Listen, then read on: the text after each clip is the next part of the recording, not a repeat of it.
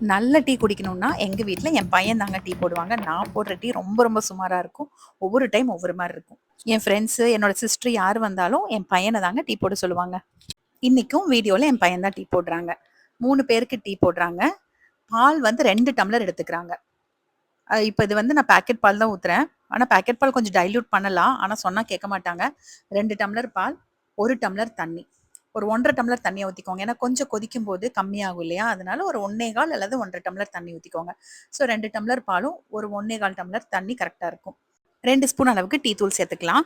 நாங்க எப்பவுமே சைக்கிள் பால் தான் வாங்குவோம். அது வந்து கொஞ்சம் தண்ணியா தான் இருக்கும். அப்போ 2 டம்ளர் பாலும், 1 டம்ளர் தண்ணியும் சரியா இருக்குங்க. பாக்கெட் பாலுங்கும்போது தண்ணி கொஞ்சம் அதிகமா, பால் கொஞ்சம் கம்மியா சேர்த்துக்கலாம். 1 இன்ச் அளவுக்கு இஞ்சி, அதுவும் இடிச்சு எடுத்துக்கலாங்க. உங்களுக்கு இஞ்சி அளவா வேணும்னா கம்மியா சேர்த்துக்கோங்க. எங்களுக்கு இஞ்சி காரம் கொஞ்சம் பிடிக்கும். அதனால கொஞ்சம் அதிகமா சேர்த்துக்குவாங்க.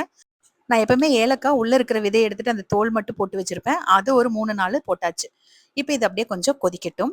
இது வந்து ஹை ஃப்ளேம்ல வச்சுக்கோங்க. கொதிச்சு வரும்போது பார்த்தீங்கன்னா, சிம் பண்ணிக்கணும். ஏன்னா வந்து பொங்கி வெளியில வந்துரும் இல்லையா? அதனால. இல்ல ஒரு கரண்டி உள்ள போட்டுட்டு சிம் பண்ணிட்டீங்கன்னா, கொஞ்சம் ஒரு 2 நிமிஷம் கொதிக்கட்டும். அதாவது கொதி வந்ததுக்கப்புறம் ஒரு 2 நிமிஷம் கொதிச்சா போதும். டீ போடுறதுக்கெல்லாம் ஒரு வீடியோவான்னு நீங்க கேட்காதீங்க. எனக்கு சத்தியமா டீ போடவே வராது. நான் எப்படி டீ போட்டாலுமே அது வந்து ஏதோ ஒண்ணு எச்சு கம்மியா தான் இருக்கும். நெறைய பசங்க இப்ப வந்து சமைக்கிறாங்க. அவங்களுக்கும் ஒரு என்கரேஜ்மென்ட்டா இருக்குன்றதுனால தான் இந்த வீடியோ போடுறேன். டீ வடிகட்டி ஒரு பாத்திரத்துல ஊத்திட்டு 3 ஸ்பூன் நாட்டு சர்க்கரை. அதாவது நார்மல் சைஸ் டீஸ்பூன்ல 3 ஸ்பூன் நாட்டு சர்க்கரை. நீங்க நார்மல் ஒயிட் சுகர் கூட சேர்த்துக்கலாம்.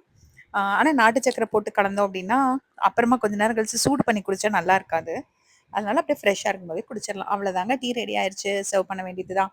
உங்க வீட்ல உங்க பசங்களையும் டீ போடுறதுக்கு, இல்ல சமைக்கிறதுக்கு என்கரேஜ் பண்ணுங்க.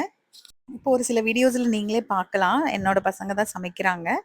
சமையல் வேலையிலேருந்து எல்லா வேலையுமே எல்லாருமே செய்யணும். பொண்ணுங்களாகட்டும், பசங்களாகட்டும். மத்த எல்லாமே வெளியில கத்துக்கலாம். சமையல் வேலை, வீட்டு வேலைங்கிறது நம்ம வீட்ல தான் கத்துக்க முடியும். ஸோ எல்லாருக்கும் சொல்லிக் குடுங்க. செய்யறக்கு என்கரேஜ் பண்ணுங்க. வாங்க எல்லாரும் டீ சாப்பிடலாம் எங்க வீட்டுக்கு.